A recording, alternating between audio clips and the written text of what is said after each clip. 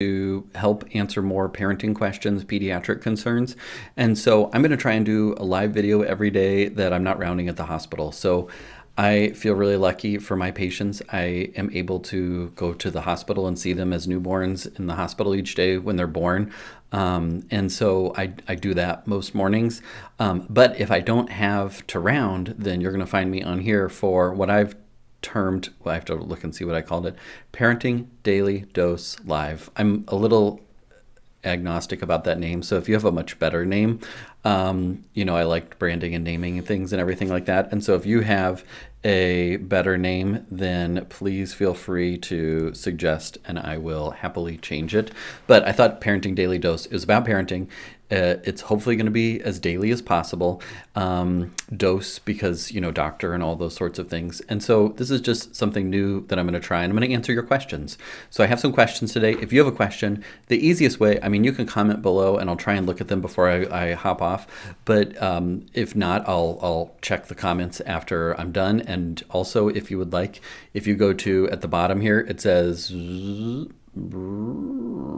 pbmd.co/question is where you can submit a question. It'll come into my little holding cell for questions, and then I'll answer it on the next live or in the coming days. So you just keep watching. But we're going to go ahead and start. So I have a couple questions. So got to move myself just a bit. Hi, Dr. B. How do you figure out the best discipline for your child? It feels like we've tried it all. My daughter struggles with transitions most, and no amount of pre-warning seems to help with the tantrums. And this is a mom of a 3.5-year-old and a 1-month-old. So very common. You feel like you've tried it all. You're not really sure, okay, what actually works. And especially transitions. Transitions are tough for everybody. When we're doing something we like doing, who wants to stop doing that? Who wants to, stop watching their favorite show or, playing their game or drawing a picture or whatever it might be? And that's the most common time where parents find that they try pre-warning. Hey, we're going to stop in a minute. Hey, we're going to stop in 2 minutes. And then we get to that point and things still melt down. First and foremost, remember that this is a phase and it will not always be that way. Your child will acquire those skills to transition properly and be able to move on from watching Frozen or coloring a picture or eating dinner, whatever it might be that they're doing that they're enjoying. They will get to the point where they are able to do that. But there's a couple things that you can do that make it a little bit easier. In terms of parenting, like what is the right parenting style? I try and avoid labels or we're this type of parent or we're that type of parent. I focus on connecting and then building skills. And so connecting looks like, hey, it's one thing to say, hey, we're going to leave in a minute, just kind of throwing that out there to the general audience of whoever might be listening, except your child's watching Frozen or they're coloring or they're eating or they're, engrossed in whatever they're doing. So they probably don't even hear you when you say that. And you feel like, okay, well, I gave them a warning, but then I did that. So I think connection works best first, meaning you get down at their level, which might mean looking them in the eye or pausing their show and saying, hey, I know that you're watching this. I love this scene too. This is my favorite song that Elsa sings. We're going to leave in 3 minutes. So after this song, we're going to leave. Understand? Okay, play. That is more connection. You can, and then they feel like, okay, I know that I get to watch for the rest of the song because I have a very general idea of what it means. We're going to leave in 3 minutes. I don't really know what that means. I'm engrossed in the music, the show that I'm watching, the coloring that I'm doing, whatever it might be. I don't really know what it means when we're going to leave in 3 minutes, and so I'm going to get upset because I didn't know that 3 minutes was up when this song was over. So get down at their level, look them in the eye, make sure they have their attention, and then let them know what the plan is, and then get some buy-in. Say, I understand that you really want to watch this. We do have to get going, so we're going to watch this song, but when we get in the car, what if we put on some Elsa music? Do you want to pick out an Elsa song when we get in the car? And then that helps to kind of grease the wheels of transitions. You can do that for everything, but transitions are hard for everybody, and it does take a lot of time and practice to learn that skill. So rather than a specific parenting style, connect, build skills, reflect back when things have gone well and when things haven't gone well. hey, it was really nice that after that song, I turned the TV off and then you got your shoes on and we got in the car and we left for school. That went really well, wasn't it? That was really nice. Or, hey, I know that you got really upset because that Elsa song was over. We were watching that and then we had to go to school and you kind of got upset because your shoes weren't where you were expecting them. Is there something that we could do next time that would make it easier? Well, I'd love to watch Elsa in the car too, but we don't watch shows when we go, for drives. But what if we picked a song? What's your favorite song that we listen to on Frozen? Something along those lines can help to grease the wheels without just kind of giving in and caving in. So those would be my suggestions. Realize that it is a phase and it will get better with time. And eventually your 3.5-year-old will be 5 and you'll be able to say, hey, go get dressed and brush your teeth and we'll get going for school. And at least 40% of the time they'll accomplish that task. And then by the time they're 9, it'll be like 80% of the time. And then by the time they're 18, it will be 99% of the time. So it just takes time and it just takes practice over time, but it does come with time. Okay. The next question, my 14.5-month-old loves to eat. He cries for food regardless of how much he's eaten, and most of the time his tummy is distended and full. I don't want to starve a growing baby, but can babies overeat? He begs for food like a dog. So in general, no, they won't overeat. They'll be good at regulating how much they eat. He may just be having a growth spurt. He might just be hungry. I would just put out the food that you want him to eat on a plate and let him choose what he wants to eat. And if he, in his way, signals more, then I would say, well, you do know your body best. And so you probably want some more. And then I would give him more, and keep offering. You can always extend it out over time. Hey, we just need to wait a minute to let our tummy settle. 14-month-old really won't quite understand that. So I would kind of just drizzle the food out, so to speak, in terms of give him a little bit, see if he's still hungry, give him a little bit more. If you're giving him healthy food, if you're making healthy choices of a well-rounded diet, then I really wouldn't limit the amount that they eat. I would just say you know your body and what your body needs. And if you get so sick that you throw up because you're so full, then I'll be the parent that responds by slowing things down and making sure that we don't throw up. But otherwise, I would just let him kind of set the tone for how much he eats. He's probably just a growing boy. Oops. Okay. Next question. Hi, Dr. B. My first grader shows some signs of ADHD, but we're noticing them at home, not at school. Would there be a benefit to pursuing an official diagnosis? And this is the mom of a 7 and a 9-year-old, so it's probably the 7-year-old if they're a first grader. ADHD. So in general, what we know about ADHD is that it is both in 2 different settings. So typically we see symptoms of ADHD at school and at home. And the typical things that you see are kind of what you picture for ADHD, including fidgetiness, including impulsivity, including getting distracted easily, getting off task easily.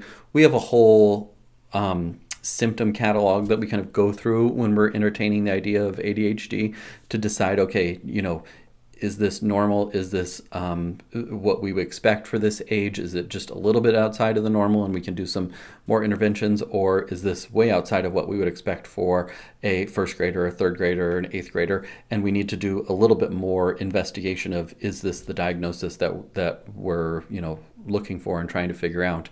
Does it help to have a diagnosis? It does help to have a diagnosis in terms of school. Knowing, okay, here are some things that we can do to make school better for our child, their learning experience, the classroom experience, the experience with the teacher, the experience with the rest of those students in the class. There's value to having that diagnosis. Also in terms of like developing a 504 plan, which we help families do, so that they can get the resources that they need for their child to be successful. I liken it to a child with asthma. Are you going to make a child with asthma run until they're coughing and out of breath without saying, okay, before we run, we take our albuterol medicine, we do our inhaler, we adjust our activities when it's allergy season and those sorts of things so that we can do what we can to help our child with asthma to be successful. I mean, if you look, there's, 20% of Olympic athletes I just remember that statistic. I don't remember where I saw it. 20% of Olympic skiers have asthma and use controller medicines. It doesn't make them any less of a great Olympic level gold medal skier that they have asthma. It's just that's how their body works, and we respond appropriately by treating them and helping them to develop the endurance and stamina, blah blah blah, that they need in order to be successful at their sport. In the same way, we're not going to withhold therapy. We're not going to withhold 504 plan. We're not going to withhold medications if that's what they need, because we have a mental health diagnoses for our child. And so I do think that it's helpful to get that diagnosis. It doesn't mean that it's going to be on their permanent record. It doesn't mean they're not going to be able to participate in whatever in the future.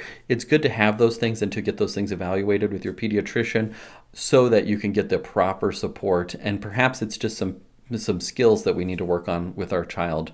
Now, in this specific question, it was really a matter of we're noticing them at home, but not at school. Typically, what I see when we have the diagnosis of ADHD is both settings.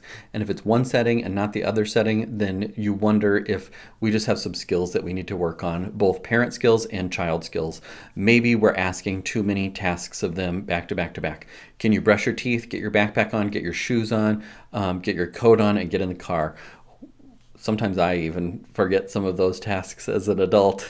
And I don't think I have ADHD, but it's hard to get all those tasks done. So perhaps we can write them down for our child so that they know, or we can have, here's kind of what we do first is we brush our teeth, then we eat breakfast. It seems like, okay, they should be able to do these things, but adults even struggle with these things. So I don't think that it's something that you feel like you're coddling your child just because you're writing down the morning routine or the evening routine or helping them out in those ways until they get used to, okay, in the morning I get up and I brush my teeth, and then I get dressed, and then I eat breakfast, and then I put my shoes on and my backpack on and I get in the car. Well, eventually we'll be able to do that, of course, but we might need to help them along with that and make the instructions more simple. Or, hey, go get your shoes, come back to me, and I'll give you your next instruction. Eventually we can go get your shoes and your backpack and then get in the car, and we'll be able to handle those things. But it might be that we're just expecting a little bit too much of them if we're only seeing it in one setting, like at home. So I guess that would be my thoughts on that. It's always great if you have concerns about ADHD. I think parents are often reluctant to reach out because they're afraid they're going to get labeled, their child's going to get labeled. It's going to impact their education. Getting the proper evaluation, diagnosis or not, not diagnosis, they don't have this, is so helpful to parents because it helps them to know what they should do, what they don't need to do, so that they can do a better job as a parent.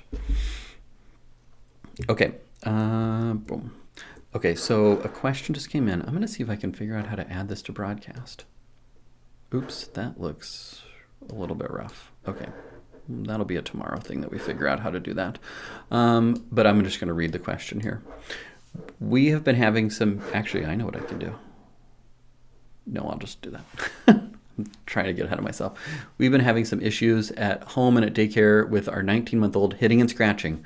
We've tried getting on her level and explaining we don't hit when we're frustrated or we ignore. If the hit was because she was trying to get us to do something, it doesn't seem to be getting better. At what point will she get it? So the question is, what do we do about hitting and scratching in that 19-month-old? And hitting, scratching, and biting are super common. And I get asked about hitting, biting, and scratching all the time. And I've done videos in the past and try and reference those. But I can never talk about it enough because it's something that, one, you don't want your child to be a hitter. And when they hit, you worry that that's what they're going to do and they're going to be a bully or something like that. First of all, hitting is very normal at this age. And it doesn't mean that they're going to be a bully or have aggression issues in the future. Scratching and biting are the exact same manifestation of I don't have control as a 19-month-old. They're not doing what I want. I don't know how to express myself.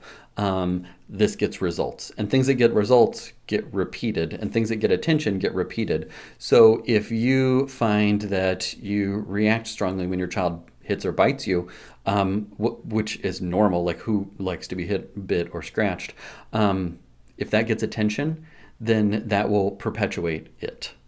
And so what I do when our kids have done this in their ages and stages is try and be as nonplussed by it as possible. Obviously, it hurts and it takes a little bit to not overreact to getting hit, bit, scratched.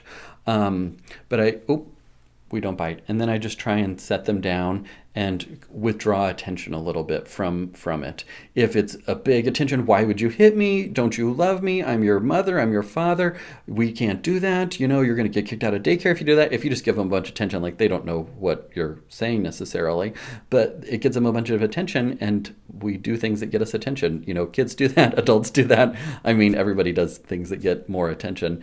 And so what I recommend is being as nonplussed about it as possible, not making it a big deal, and moving on from it. You don't have to give lectures. You don't have to try and teach them to do differently, or it certainly is helpful to get down on their level, but I would just make it as little attention as absolutely possible towards hitting, biting, scratching, because they're very normal.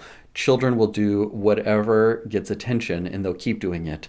One thing that happened at our house with one of our kids, I don't remember which one it was they would run off with the remote control. And of course, I'm going to jump off the couch. I'm going to chase after them because I don't want to throw it in the toilet. I don't want them to chuck it and break it, because that's happened before too.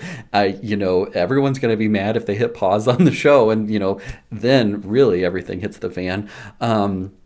So I'm going to run after them. And then what they're going to do is they're going to keep doing that because it gets attention. And look at my mom or dad chasing after me down the hallway to get the remote back for me. Huge attention deposit in the attention bank. If you're less excited about it, if you make as little attention given to it as possible, then those things will resolve on their own. Hitting, biting, and scratching are typically a 12 to 24 month thing. They last for a month or two. You get the notes from daycare. A couple months later, you'll get the note from daycare that your kid got hit, bit, scratched, and you just realize that that's a normal part of toddlerhood, and it's very normal and nothing to worry about or give a lot of attention to. In general, the bottom line for hitting, biting, and scratching is just give it as little attention as possible, and it will pass with time, realizing that as they develop their communication skills, they'll get better and better. If you notice that it's coming, because sometimes you can see in their face that they're going to hit, bite, scratch, then you can say, oh, we don't do that, or you can try and connect with them at that moment. But once they've done it, I would try not to make any fuss about it as possible. And then what I would say, I thought I had one more thought that was coming to me about hitting, biting, and scratching. The last thing that I will say is, as you notice they start to come out of it and they do it less and less, you can comment on that. Not right at the moment, but a little bit later you can say, oh, sometimes when you got upset before you would hit me, or sometimes when you got upset you would bite me, but you didn't bite me this time. Thank you for not biting me. Seems like that shouldn't be something that you have to tell your child, but it certainly actually does help to, give positive affirmation when they do things that they shouldn't, that they used to do. Okay, there was one more question. Okay, hi, Dr. B. How do you recommend breastfeeding families begin weaning? 13-month-old currently nurses 3 times a day and once overnight. So common question is, how do we wean breastfeeding? And this is something that, I think it's certainly good to talk to your pediatrician about, and hopefully they can help you to come up with a plan. It's pretty straightforward and easy to wean breastfeeding in terms of me telling you that, because all I have to do is tell you it, then you have to go do it. The way that I tell parents that want to wean breastfeeding, whether it's at 12 months or at 18 months or 6 months, whenever they want to wean breastfeeding, is I say, count the number of sessions that you do on an average day. It doesn't have to be perfect, but typically we do 8 sessions. Typically we do 3 sessions. And I would say eliminate one of those sessions each week, so that on a weekly basis we were at 7 nursing sessions. The next week we're going to be at 6. The next week we're going to be at 5. And that gives you a nice off-ramp to slowly wean down breastfeeding. It's good for your body to go slowly. It's good for your child to go slowly. It's good, for making it as smooth of a process as possible. Most of the time parents wean daytime first and then the around nighttime. So going down to bed at night and then waking up in the morning are usually the last ones to go, which is quite normal. So the easiest thing to do is wean a daytime session, work your way down on the number of daytime sessions, and then hit those last 2. down to bed and first thing in the morning. I find that most parents have the most success with so you work your way down, all the daytime sessions are gone over that number of weeks. And then you do first thing in the morning, you just have breakfast, when they get up so they're not nursing first thing in the morning. And then getting rid of the nighttime one is typically the last one that people get rid of. And what you do instead is you have a little routine. You don't nurse, but you read a story, you cuddle, you put them down awake in their crib, you say night night, and then you leave. And so that is typically how most parents find most success with nighttime weaning of breastfeeding. You can do it a little bit faster, you can do it a little bit slower. There's no perfect amount of time, but I typically just say 1 nursing session per week. Drop that until you get to none. Hope that helps. This has been fun. I hope it's been fun for you. If there's something that has been helpful on here, hit the like button. If there's been something that you heard that you know somebody that would benefit from, please hit the share button, and we'll do this again tomorrow. Have a great day. Keep up the good work.